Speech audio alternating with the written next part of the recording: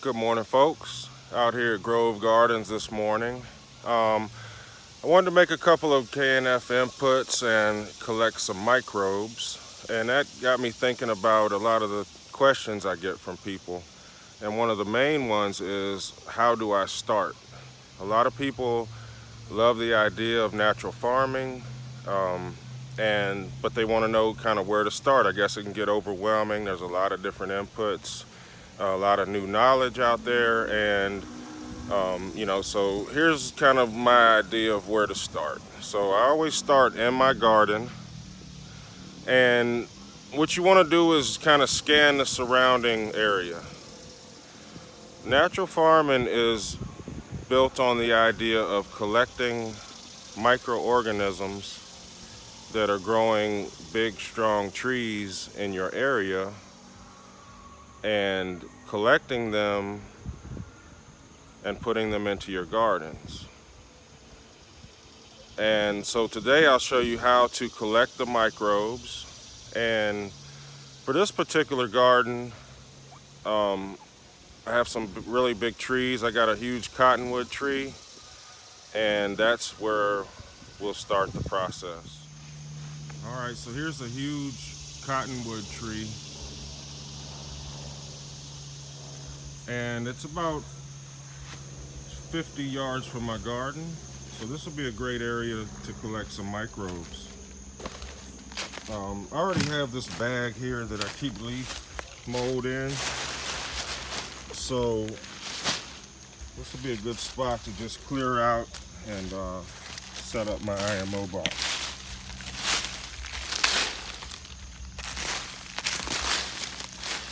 So you just want to get down into just a little bit into the soil.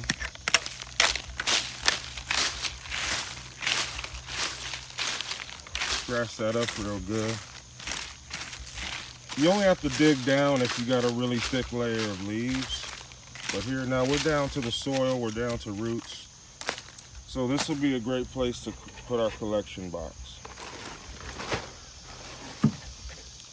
What I have is I have a cedar box, and you can use wicker, you can use anything really that's porous. All right, we have our box sitting on porous soil. And one thing I like to do is I like to either put paper towel down before I put my rice. But here I have, I collect all these cardboard fruit cases that I get old produce in. So I just use some of that paper in there to make a little bit of a barrier so that my rice, it just makes it easier to harvest the rice collection when it's done.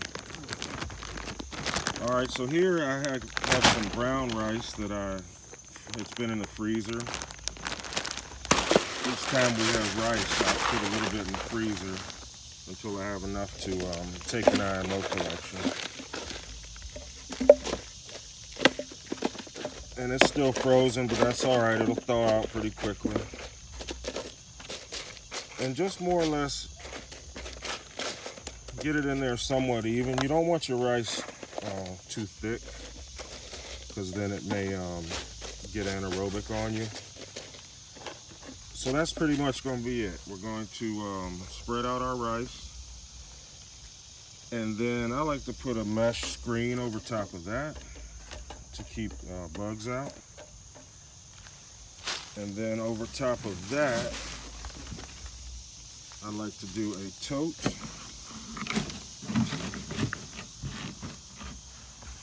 And then on top of that, you could just put a log or something to just to keep the animals from getting into it.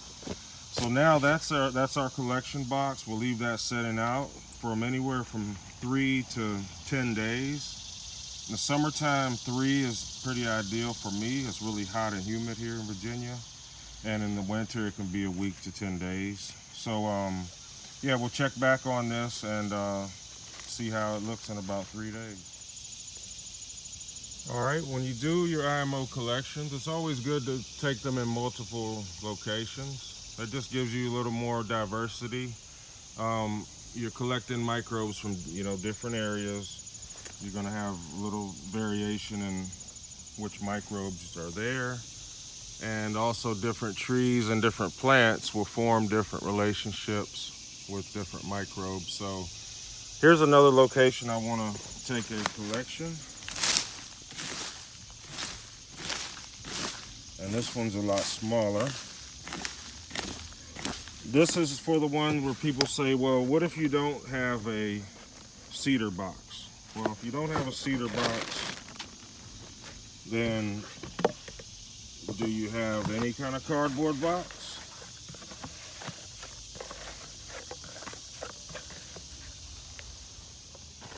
Well, if you do, then you can take another collection.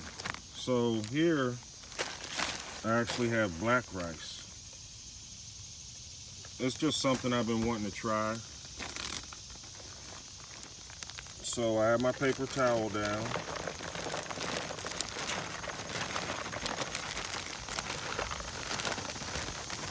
And I don't want to add all of the black rice because I got another container I want to try as well.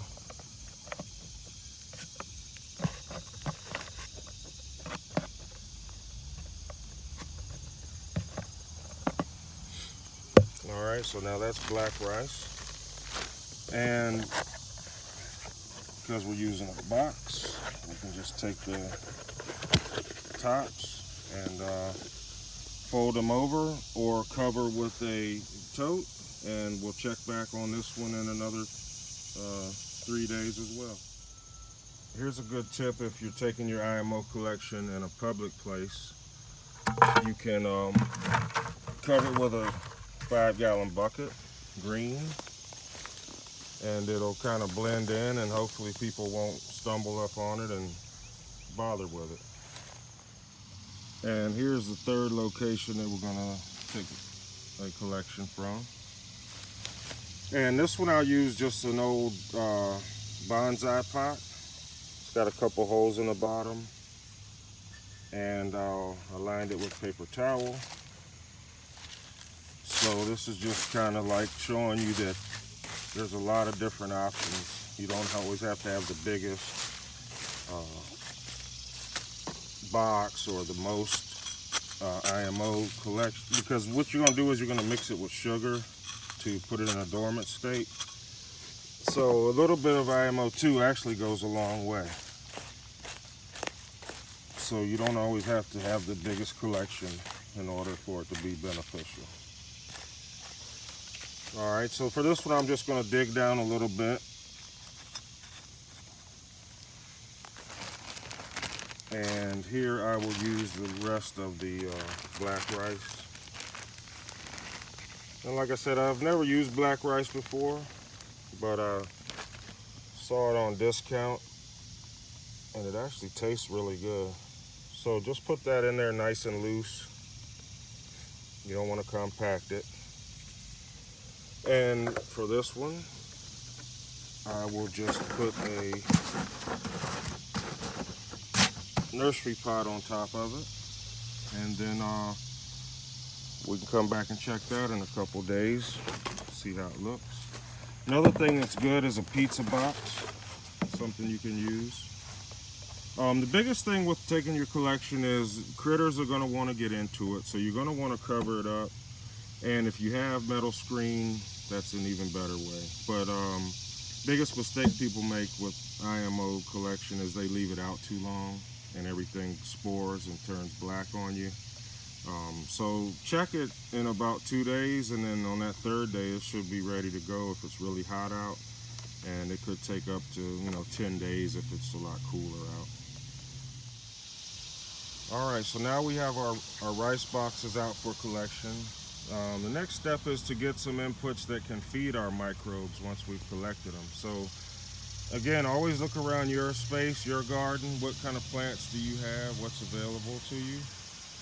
For me, I planted comfrey, and I planted it just for this particular reason. So we'll make a JLF.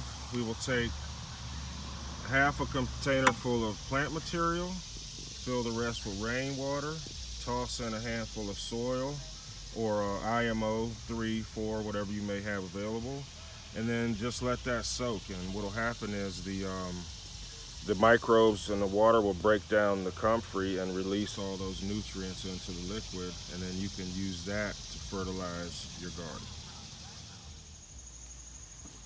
Alright, so here we have our comfrey leaves, and I'll just fill the rest of the bucket up with rainwater. And then just put a loose covering lid on that, and you will have a JLF, JADAM Liquid Fertilizer.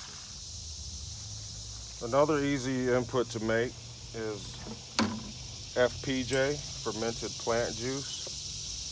For this one, you need to also harvest your plant material early in the morning before the sun hits it. And this one has a little bit more cost to it because you also need sugar. You need equal weight of plant material and sugar. And what that'll do is the sugar will extract the plant juices, enzymes, growth hormones, all that good stuff. It extracts it via osmosis. So you do equal plant material chopped up with sugar, and then put that in a glass container to ferment.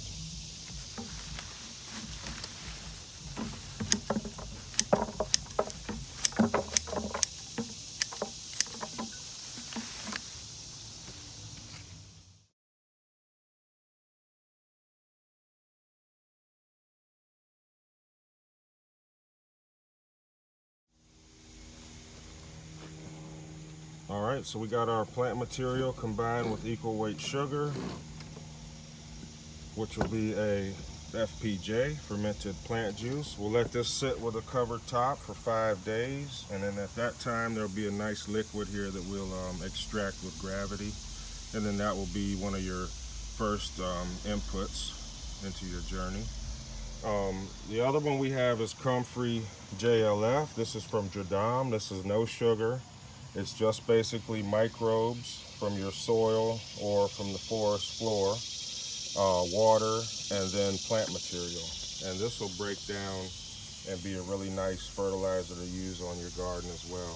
So that's, to me, the start is you have a microbe collection going, and then now you have 2 of your many inputs to follow. But that's pretty much a good way to get started into this KNF or natural farming journey.